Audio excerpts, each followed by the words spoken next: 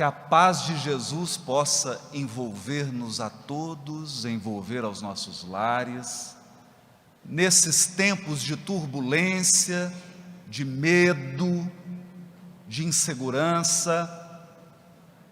Que a paz e a serenidade possam ser restabelecidas em nós mesmos, em nossos lares, em nossas instituições, em nossos trabalhos, porque não há dificuldade que possa ser vencida com afobação, com medo e com desespero.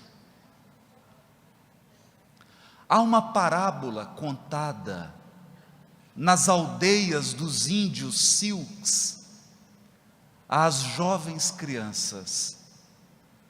Todas as comunidades humanas têm suas histórias saborosas sobre a origem do ser humano.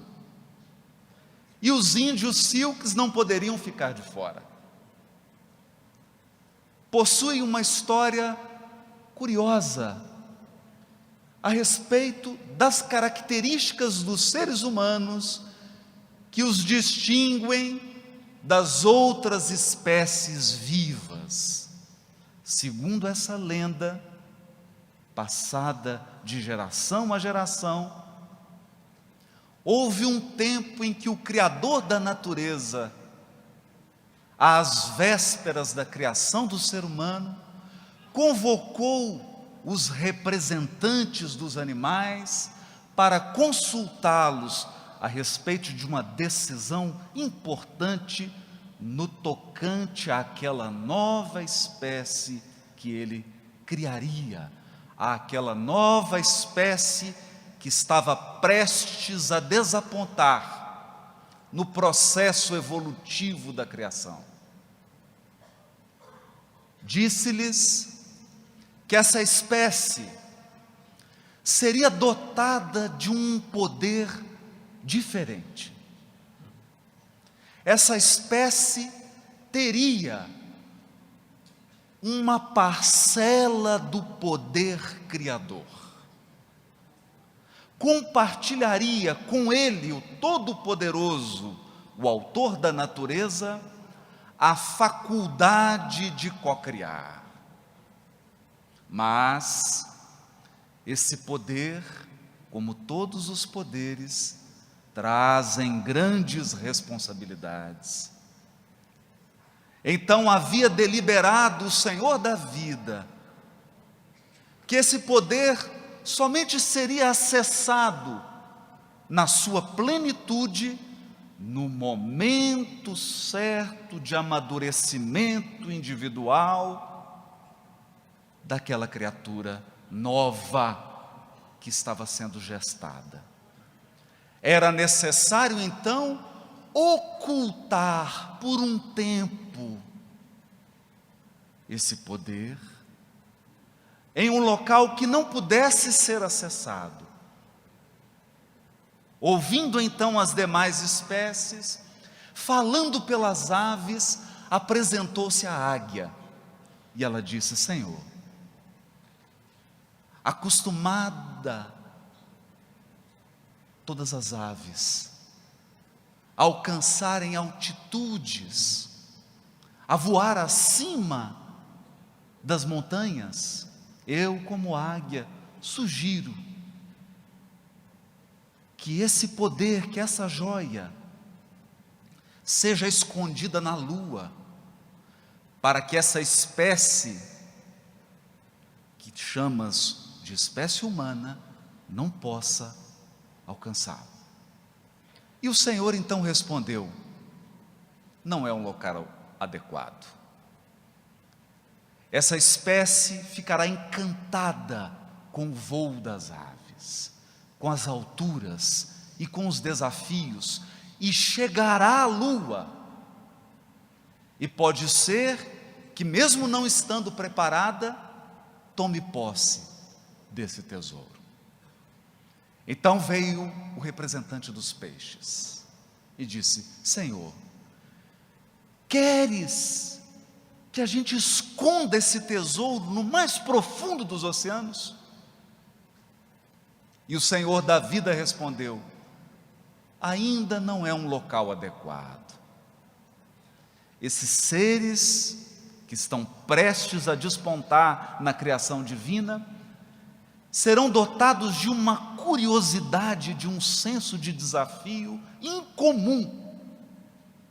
Eles mergulharão nos oceanos, irão explorar as profundezas e acabarão por encontrar esse tesouro, possivelmente antes do tempo. Então veio o representante dos animais terrestres, os búfalos, segundo a tradição Silks.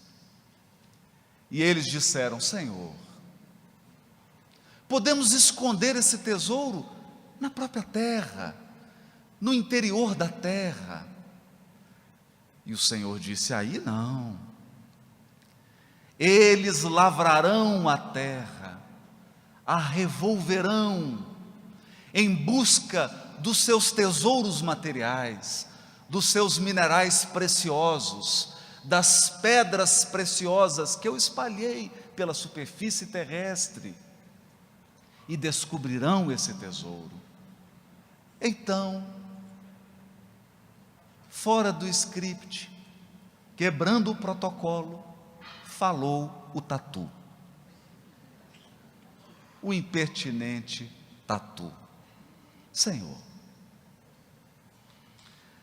eu sou hábil em esconder as coisas, em cavar buracos não muito acessíveis. Eu então lhe sugiro, Senhor da vida, com todo o respeito, que esconda esse tesouro num lugar que essa espécie vai demorar muito e muito tempo para procurar. Os animais, irritados com a quebra do protocolo, disseram: Senhor, não dê ouvidos. Esse é um buraqueiro, só faz intriga, só cava buraco. Mas o tatu disse: Senhor, me permita falar. Ele fala: diga, qual é o local? Um local onde por muito tempo eles não irão buscar esse tesouro, é dentro deles mesmos, Senhor. Esconda dentro deles mesmos. Na Revista Espírita de dezembro de 1858, Allan Kardec selecionou uma mensagem comovente. E quando Allan Kardec seleciona uma mensagem e a julga digna de ser publicada na Revista Espírita ou na obra básica, é porque essa mensagem passou pelo crivo do seu extraordinário bom senso e da sua sensibilidade apurada. Diz o Espírito: ora, não sendo o perispírito realmente mais do que simples agente de transmissão, pois que no espírito é que está a consciência, lógico será deduzir-se que se pudesse existir perispírito sem espírito, aquele, o perispírito, nada sentiria, exatamente como um corpo que morreu. Mas dir-se-á, desde que pelo espírito chegam as sensações agradáveis, da mesma forma que as sensações desagradáveis, todas elas se transmitindo ao espírito, sendo o espírito puro inacessível a umas, deve ser igualmente às outras. Se o espírito puro for inacessível às sensações desagradáveis, também eles serão inacessíveis às sensações agradáveis. Entretanto, o espírito puro experimenta sensações íntimas, sensações íntimas de um encanto indefinível, das quais ideia alguma podemos formar, porque a esse respeito, nós, os encarnados e os espíritos imperfeitos, somos quais cegos de nascença diante da luz. Cegos de nascença diante da luz.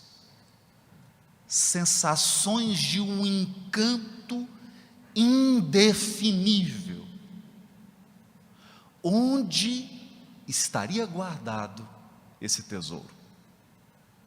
Na Revista Espírita de março de 1859, Allan Kardec, entrevistando um espírito pela faculdade mediúnica de alguém na reunião, faz uma pergunta a P. Gaimard,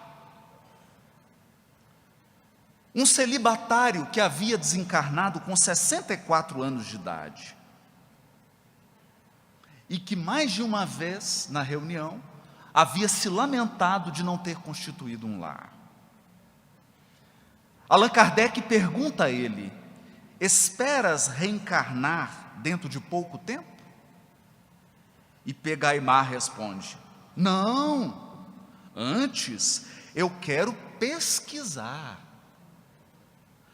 Gostamos desse estado de erraticidade, porque a alma tem mais domínio de si. Olha isso.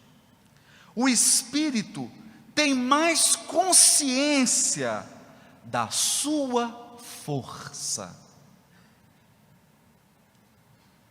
A carne pesa, obscurece e entrava. A carne pesa, obscurece e entrava. Está bastante escondido esse tesouro. Está muito bem escondido. Na Revista Espírita de novembro de 1859, Allan Kardec publica um poema ditado por um espírito, e eu vou reproduzir um trechinho desse poema. O Deus que vós quereis do universo banir, ou talvez pretendais com risos definir, e quereis em vão sondar a sua essência, presente o tendes vós em vossa consciência. Presente o tende em vós, em vossa consciência. Se fosse uma brincadeira de esconde-esconde, eu diria: está quente, está ficando quente. E na Revista Espírita de abril de 1860, um membro da família do médium Sr. Peck ditou essa mensagem: cada homem, homem no sentido de espécie humana, cada homem tem em si aquilo a que chamais de uma voz interior. É o que o Espírito chama consciência, juiz severo, que preside a todas as ações da vossa vida. Quando o ser humano está só, ouve essa consciência e pesa as coisas em seu justo valor, pesa as coisas em seu justo valor. Frequentemente se envergonha de si mesmo. Nesse momento, ele reconhece a Deus. Mas a ignorância, conselheira fatal, o impele e lhe põe a máscara do orgulho. A máscara do orgulho, que silencia a consciência. E por fim, a mensagem da Revista Espírita de outubro de 1861, e eu estou citando na ordem cronológica, para que todos nós possamos perceber o aspecto gradativo do ensino dos Espíritos. Como que eles iam aprofundando a reflexão à medida que a comunidade amadurecia o seu pensamento acerca das questões espirituais. Nessa mensagem mais direta, agora ditada por um espírito protetor que não se identificou, apenas se identificou como espírito protetor. Dizem outros dentre vós: ora, somos tão numerosos na terra que Deus não nos pode ver a todos. Escutai bem isto, meus amigos. Quando estais no cume da montanha, não abrangeis com o olhar os bilhões de grãos de areia que a cobrem? Pois bem, do mesmo modo Deus vos vê. Ele vos deixa usar do vosso livre-arbítrio, como vós deixais que esses grãos de areia se movam ao sabor do vento que os dispersa. Apenas com uma diferença: Deus, em sua misericórdia infinita, vos põe no fundo do coração uma sentinela vigilante que se chama consciência. Eis o tesouro. Deus vos põe no fundo do coração uma sentinela,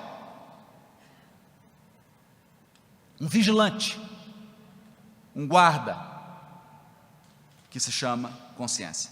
Escutai-a, que somente bons conselhos ela vos dará. Às vezes, conseguis entorpecê-la, opondo-lhe o espírito do mal. Ela então se cala. Mas ficais certos de que a pobre escorraçada se fará ouvir, logo que lhe deixardes aperceber-se da sombra do remorso.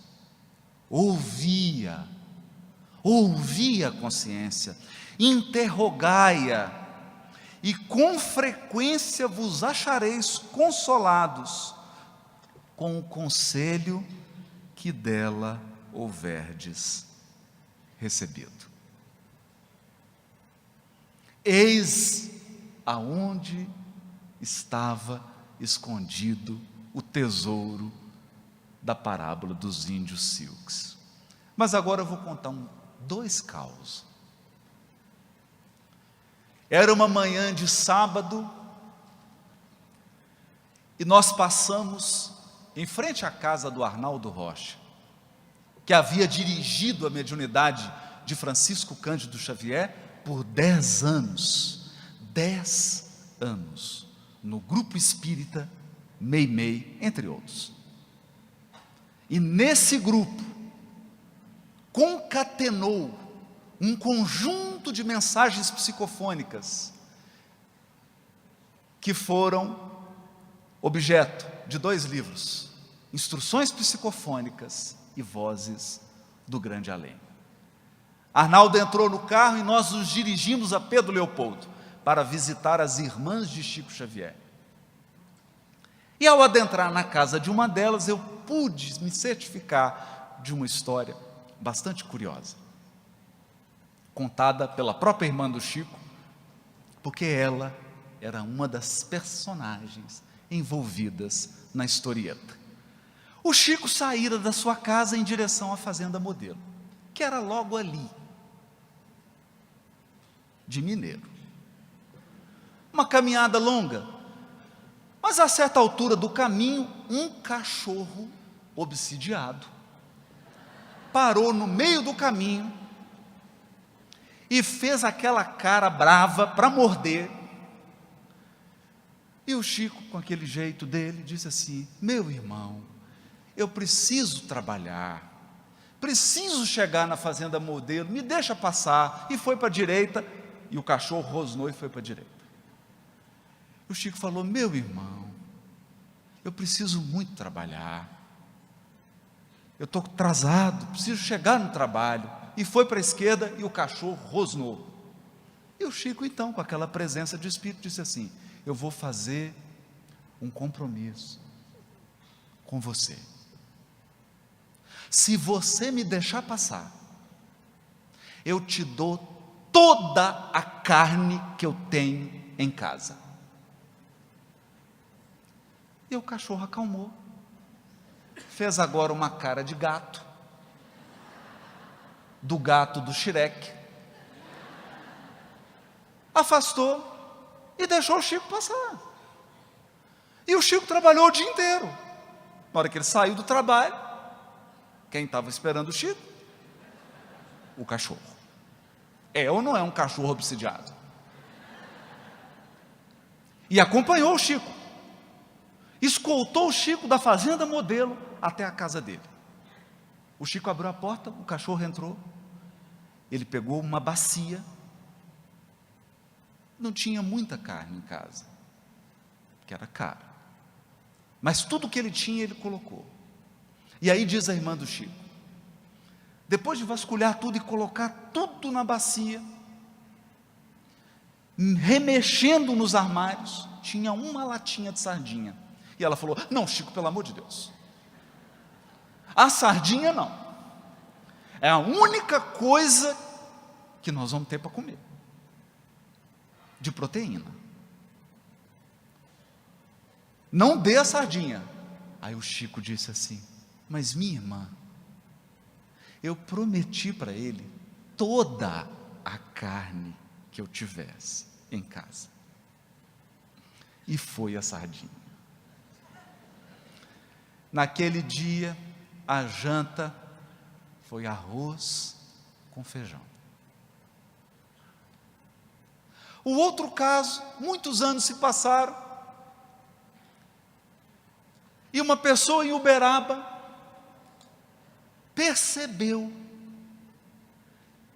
que num comércio de verduras, legumes e frutas estava ninguém menos do que Francisco Cândido Xavier.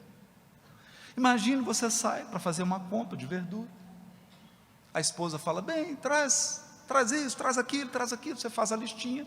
Quando você vai comprar, está o Chico. E quando a pessoa chegou, olhou e percebeu uma cena pitoresca. O Chico tinha uma bacia, e ele olhava, e escolhia um tomate bem bonito. Sabe aquele que você pesca lá no meio, assim, aquele que vem vermelho, saboroso, e colocava um tomate perfeito. Depois que ele colocava um bom, ele pegava um tomate bem ruim, quase podre, e colocava. Escolhia um bom, escolhia um ruim. Aí aquilo chamou atenção. O sujeito chegou: Chico, bom dia. Bom dia, meu irmão.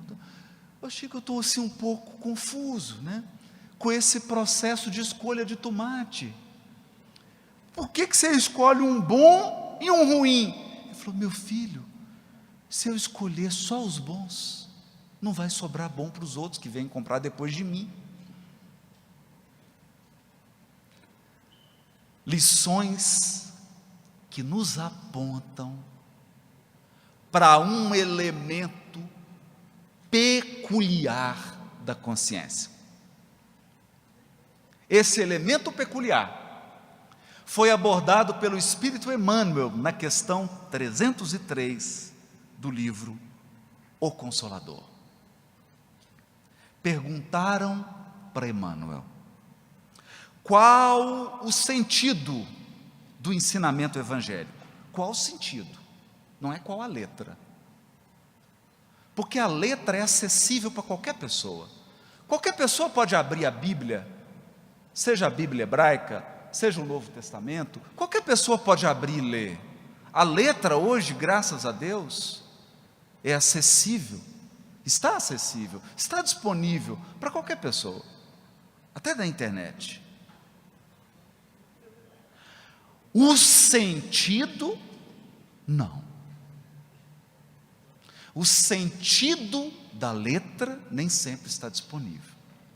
Então a pergunta é inteligente. A pergunta é: qual o sentido do ensinamento evangélico?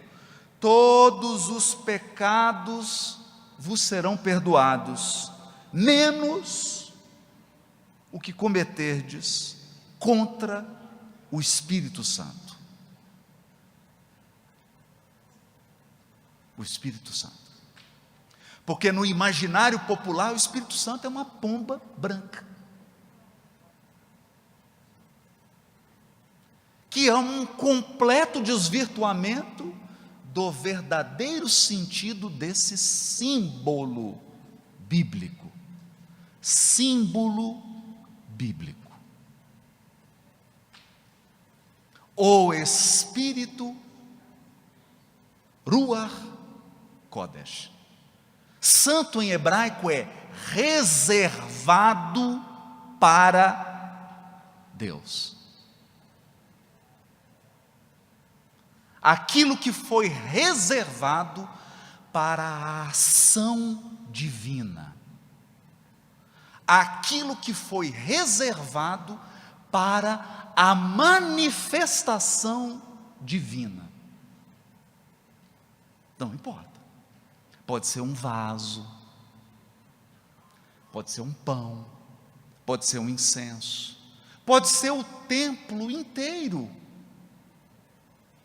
pode ser uma oferenda, quilos e quilos de colheita. Naqueles tempos, poderia ser um animal oferecido ao sacrifício. Desde que aquele objeto ou coisa fosse separado, desde que aquilo fosse reservado para a ação e para a manifestação do divino, tornava-se santo. Mas, aqui, a pergunta é a respeito de uma passagem que distingue dois tipos de erro. O erro comum, que é o erro facilmente desculpável, e um erro de natureza grave. Um erro tão grave, que não pode ser desculpado. O erro cometido contra o Espírito reservado a Deus. É difícil, a pergunta é difícil. Pergunta 303. Eu estou lendo só a pergunta por enquanto. Agora eu vou ler a resposta. Emmanuel responde: a aquisição do conhecimento espiritual com a perfeita noção de nossos deveres, desperta em nosso íntimo a centelha do Espírito Divino, que se encontra no âmago de todas as criaturas. Eu vou traduzir. Esse é o tesouro. No âmago de todas as criaturas, há o gene da divindade, o DNA de Deus, nas palavras do próprio Emmanuel, no capítulo 30 do livro Fonte Viva, capítulo intitulado Educa, em homenagem a Sandra. Educa. Nós trazemos a nossa genética espiritual, é divina. Existe um DNA divino no âmago de todas as criaturas. Mas lembra da parábola dos índios? Esse tesouro foi ocultado, porque ele demanda preparação para ser acessado. É por isso que diz Emmanuel, a aquisição do conhecimento espiritual com a perfeita noção dos nossos deveres. Por que perfeita noção dos nossos deveres? Porque a coisa mais fácil de aprender é direito. É fácil aprender direito. Direitos. Todo mundo sabe os direitos. O difícil é aprender os deveres. O desafio do ser humano não são os direitos humanos. Isso todos sabemos. O desafio do ser humano são os deveres humanos. Porque são os deveres que asseguram os direitos. Ou como dirão os juristas, toda vez que se estabelece um direito, estabelece-se simultaneamente um dever para alguém.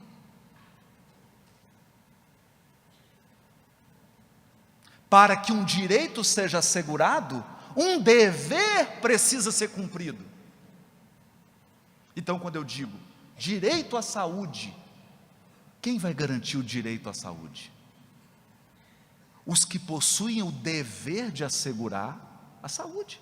Todos nós agora estamos com um conjunto de deveres para assegurar a saúde da comunidade. Nós precisamos lavar as mãos, precisamos usar o álcool se for possível, evitar os abraços prolongados por mais de 15 minutos, os beijos cheios de saliva e melados, né? Os espirros na direção da face do outro. Deveres. Então, quando o espírito adquire conhecimento espiritual e toma posse da perfeita noção dos seus deveres espirituais, desperta. A centelha divina desperta nesse ser. Ela estava lá. Ela sempre esteve lá. Mas ela desperta. E ela estava onde? Ela estava na lua? Ela estava no fundo dos oceanos? Ela estava escondida na terra? Não! Onde o Criador escondeu o maior tesouro das criaturas? Dentro delas mesmas. Porque é o lugar, é o último que você pensa em procurar. É o lugar menos visitado pelos encarnados. É o menos visitado. Nesse instante, diz Emmanuel, descerra-se à nossa visão profunda o santuário da luz de Deus. Olha isso. O santuário da luz de Deus. Há em nós um local sagrado, se é que eu posso chamar de local, porque eu estou usando tudo que a linguagem humana me permite e vai ficar ruim.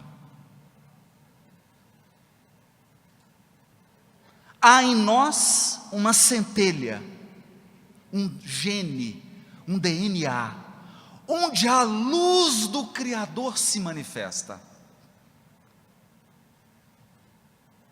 Dentro de nós mesmos, consolidando e orientando as nossas mais legítimas noções de responsabilidade na vida.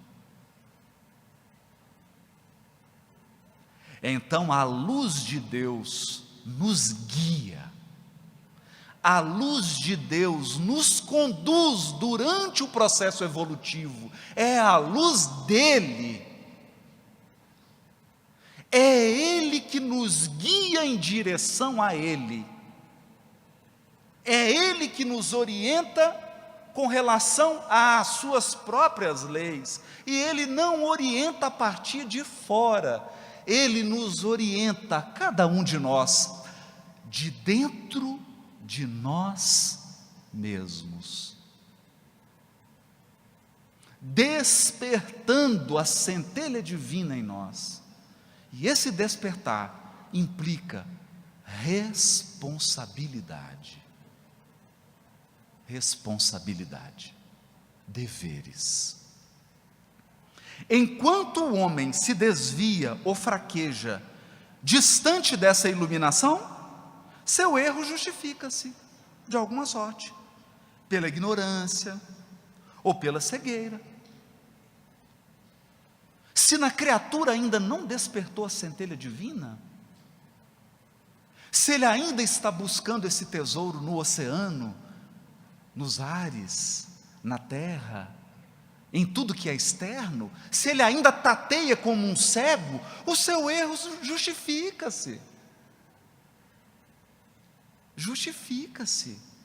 Como exigir de um cego espiritual as manifestações de um vidente ou de um clarividente?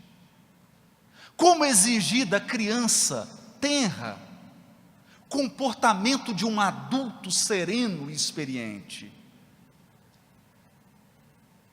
Enquanto não desperta em nós a centelha da divindade, os erros são contabilizados à conta da ignorância, da cegueira espiritual.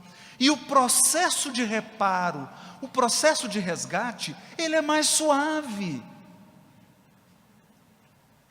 Porque ele é um processo condizente com a infância espiritual da criatura. Todavia, a falta cometida em plena consciência do dever, depois da bênção do conhecimento interior, guardada no coração e no raciocínio, essa significa o pecado contra o Espírito Santo, porque a alma humana estará, então, contra si mesma, repudiando as suas divinas possibilidades. É lógico, portanto, que esses erros são os mais graves da vida, porque consistem no desprezo. Olha as palavras de Emmanuel, eu estou lendo a questão 303 do livro Consolador, porque consistem no desprezo dos homens pela expressão de Deus que habita neles. A expressão de Deus que habita em nós. Há uma expressão de Deus em você. Há uma centelha divina no mais profundo do seu ser. acessar essa centelha nos traz maiores responsabilidades. Porque a partir daí, o erro consciente e deliberado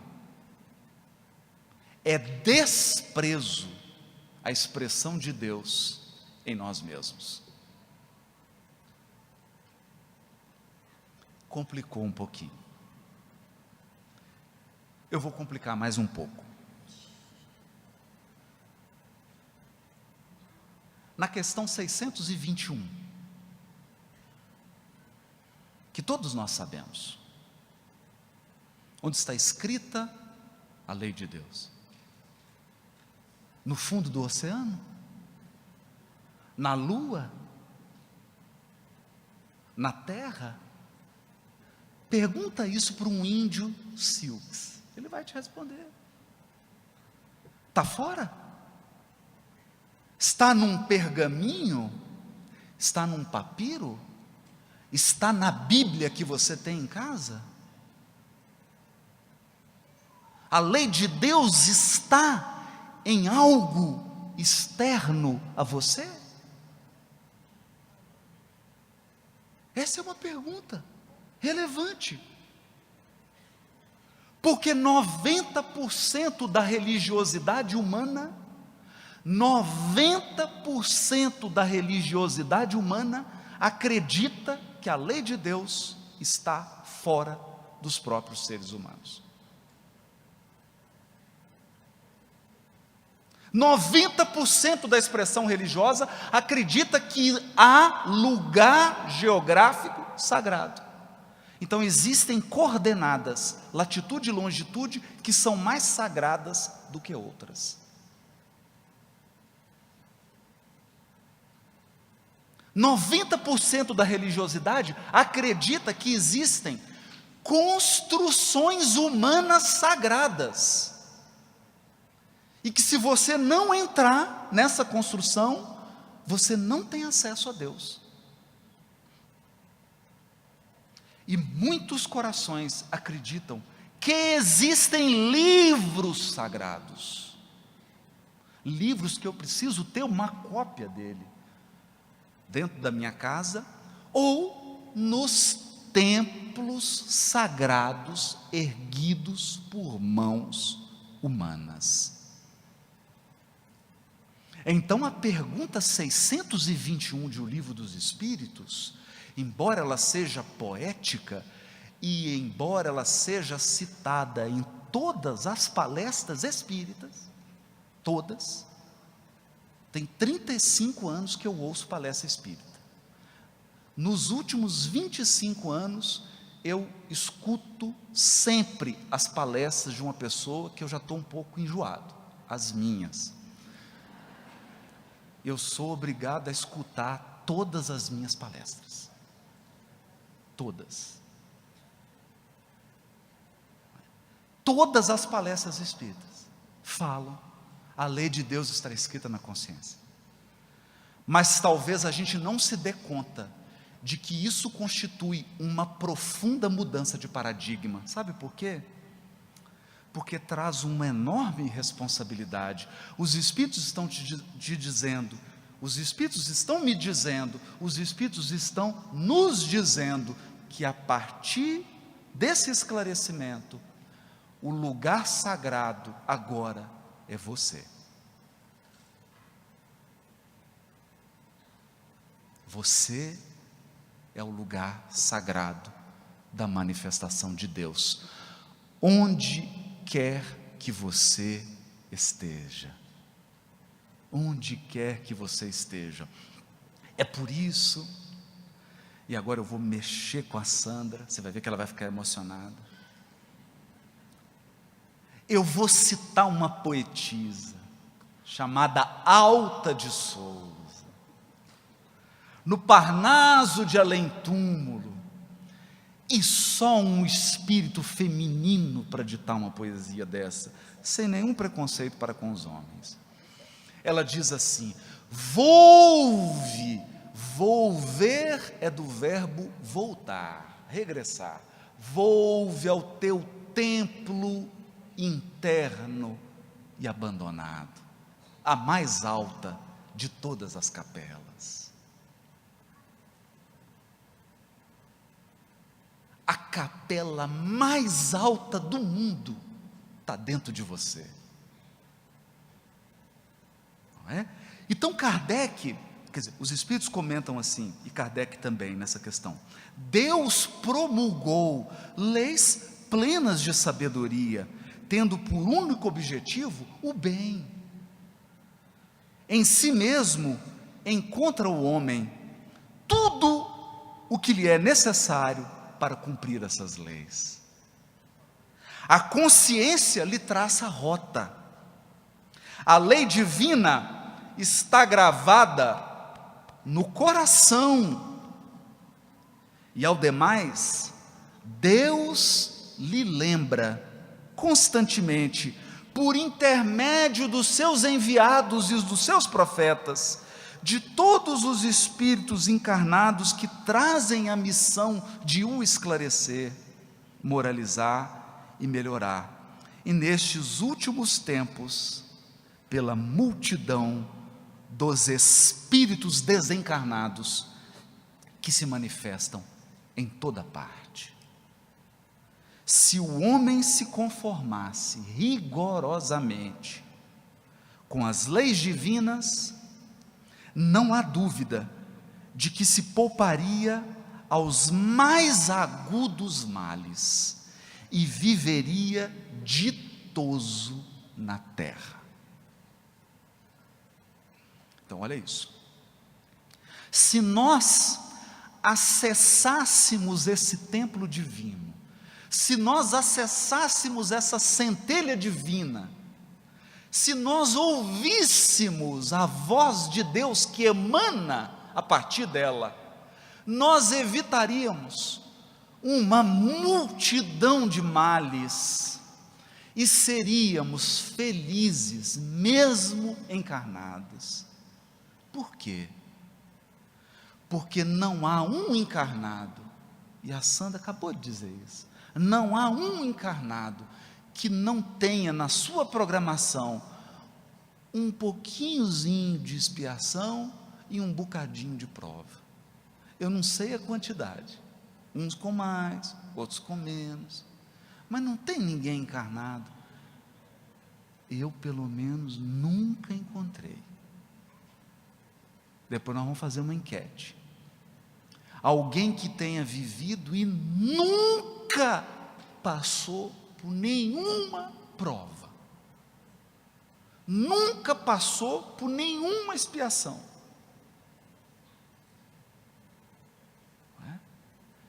Isso significa que se nós estamos espiando, se nós estamos reparando, é porque fizemos péssimas escolhas no passado.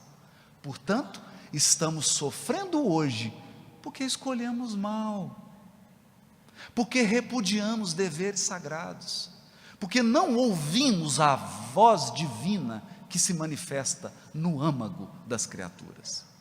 É isso que os Espíritos estão dizendo, não é?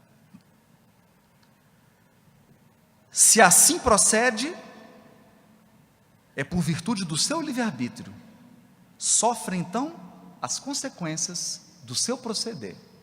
É que os Espíritos foram simples, foram assim bem diretos.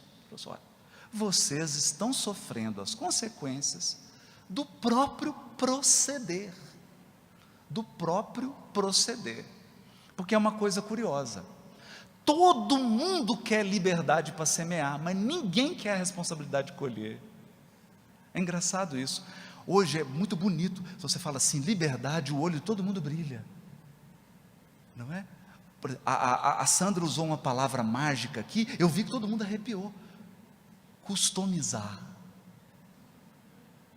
né? Porque customizar é assim, você vai comprar um sapato, você fala, ó, você quer comprar um sapato? Quero comprar um sapato. Olha, nós temos aqui 45 tipos de sapato. Aí você fala assim, mas não tem como eu customizar? E customizar, você quer criar um sapato só seu, não é? E foi isso que nós fizemos com a nossa encarnação. Nós customizamos. Nós customizamos. Você falou assim: ah, não, eu quero um negócio bem original. Um negócio assim único. Olha, eu quero uma encarnação única. Ninguém vai ter uma igual a minha. Aí ele falou assim: você tem certeza que você quer isso? Quer uma vida única, só a sua? Aí você: sim. Você troca a felicidade no mundo espiritual por essa vida? Sim. Sabe que esse programa, né? Não sabe o que está pedindo, né? E customizamos tanto, que agora a humanidade está num labirinto. Está num labirinto. Porque ela não sabe mais escolher. Ela não sabe mais escolher a favor dela mesma. Mas é curioso. É curioso porque, retomando o simbolismo profundo do Velho Testamento, eu me recordei do capítulo 25 do livro de Êxodo, que são orientações dadas simbolicamente, é claro, né? Ninguém vai interpretar isso aqui ao pé da letra, pelo amor de Deus, que nós estamos em 2020. Orientações que Deus dá para a construção do tabernáculo, do Mikdash, o local sagrado. Era a arca da aliança, porque Deus havia escrito com a própria mão. O simbolismo é bonito, né? O simbolismo é bonito, porque tem gente que fica preocupada: que tinta que Deus usou? Impressora 3D? Relâmpago? Fogo? Laser? A pessoa fica preocupada mais com o mecanismo do que com o propósito. Quando o texto diz que Deus escreveu nas pedras, é um simbolismo para dizer o seguinte: o autor é Ele. Foi Ele que escreveu. Não foi ninguém que escreveu. Foi Ele mesmo. Aquelas leis são divinas, não é? Então Deus escreveu aquilo tudo. Moisés saiu com aquelas 2 pedras.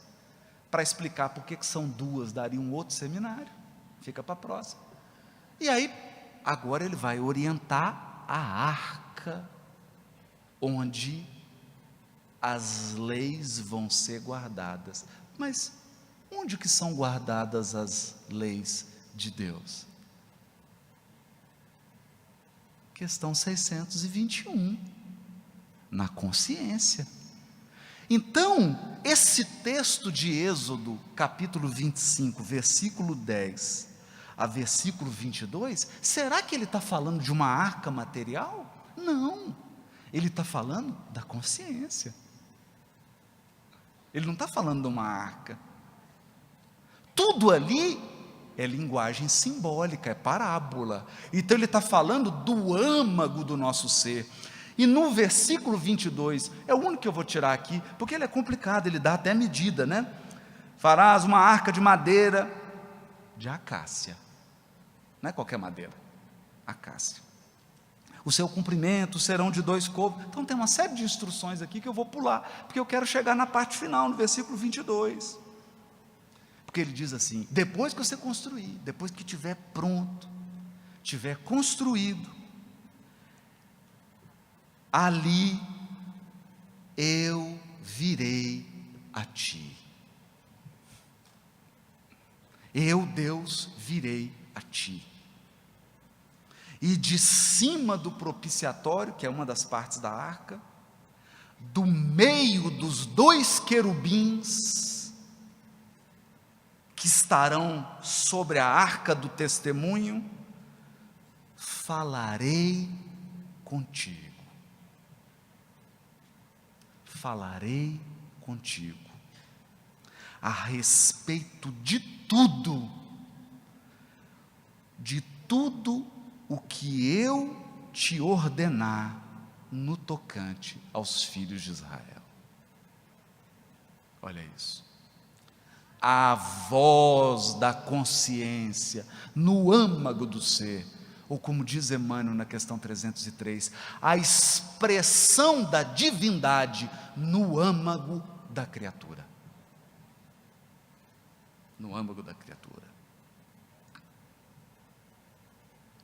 É então que nós vamos compreender que Jesus, sendo desprezado no templo de Jerusalém, que era uma construção humana, porque o farisaísmo da época, a falsa religiosidade dos templos de Jesus, falsa religiosidade por quê? Porque ela era uma religiosidade puramente exterior. O Cristo sai da Galileia, e entre Nazaré, sua terra natal, onde ele também foi desprezado, longe da Galileia, longe do templo de Jerusalém, ele sobe a um monte muito alto, um monte belíssimo. Desse monte você pode ver os contornos do mar da Galileia. Desse monte você pode divisar uma planície imensa, o local do Armagedon. Desse monte você consegue visualizar os caminhos que conduzem a Jerusalém. Esse monte se chama Monte Tabor.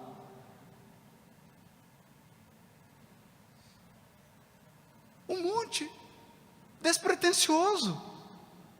Ele é apenas belo e alto, mas desse monte o Cristo ora.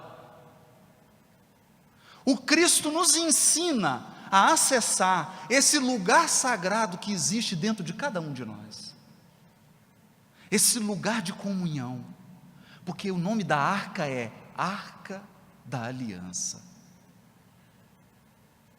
Aliança mesmo, aliança da comunhão, é o local da comunhão. O Cristo acessa esse local interior da comunhão, e o que acontece com ele? Ele se transfigura, ele começa a emanar a luz que há em ti, a luz que há em mim, a luz que há em todos nós. Nesse momento, ele recebe a visita da lei e dos profetas, Moisés e Elias, Moisés representando a lei, Elias representando os profetas, todos os enviados, todos os missionários da terra.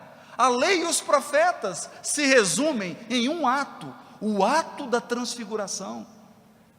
Mas nesse momento, Simão Pedro diz assim: Senhor, eu não preciso de mais nada, acabou.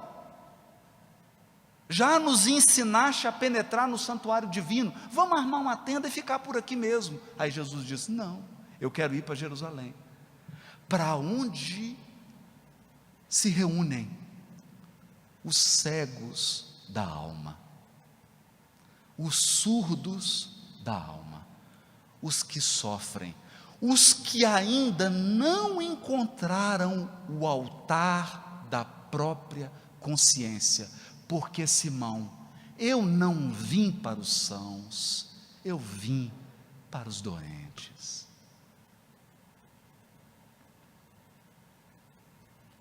Para os doentes.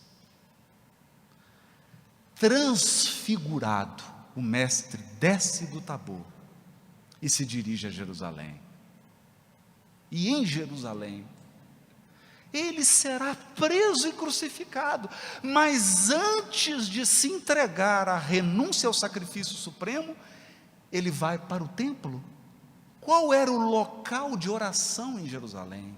O templo. Ele não vai para o templo, ele vai para o Monte das Oliveiras. Ele sempre procurava locais inusitados, porque não é o local geográfico, é o estado de alma, e lá ele comunga com Deus a respeito do futuro da humanidade, do futuro da evolução planetária, e talvez na qualidade de pastor das almas, divisando os séculos de sofrimento que nos aguardavam, porque a decisão já estava tomada, nós já havíamos decidido crucificá-lo,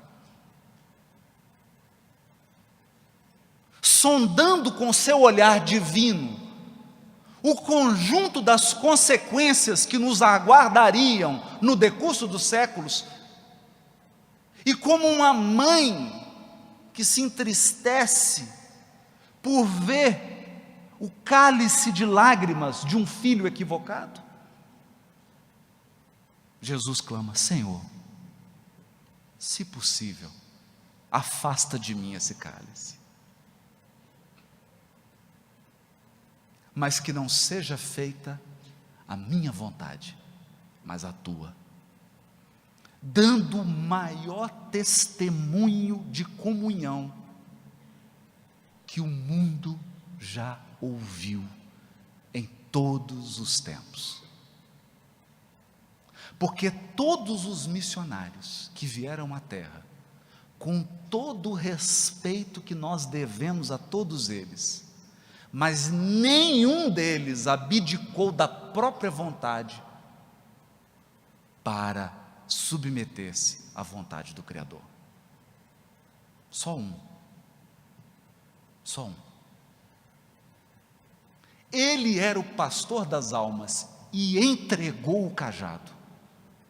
Ele era o pastor das almas, mas entregou o cajado para quem? Para Deus. Para Deus. Porque o supremo condutor das almas humanas é Deus. Pensando nisso, eu encerro com um poema de Maria Dolores, psicografado por Francisco Cândido Xavier. O poema se chama Cercas. Cercas. Cerca, de cercar. Uma cerca. E isso me lembra ovelhas. Ovelhas desprevenidas, ovelhas ingênuas, ovelhas teimosas, ovelhas revoltadas, ovelhas surdas, cegas e mancas, cercas para proteger as ovelhas, cercas. Maria Dolores. Alma querida, escuta, em tuas horas lentas de inquietação, insegurança e luta, amargura e cansaço, ouvimos nós, noutros campos do espaço, as falas mudas que apresentas. Muitas vezes interrogas na oração, de espírito espantado e sofredor: se tudo o que esperei foi sonho vão, por que amarei assim sem ter amor? Por que me consagrar a filhos que amo tanto, se me ofertam por triste recompensa a incompreensão imensa que me encharca de pranto? Ninguém anota as lágrimas que eu tenho, ninguém considera a cruz que me aguilhoa. Que motivo me leva a entregar-me de todo a certo coração que me espezinha, que me cobre de lodo, depois de ironizar a esperança que eu tinha?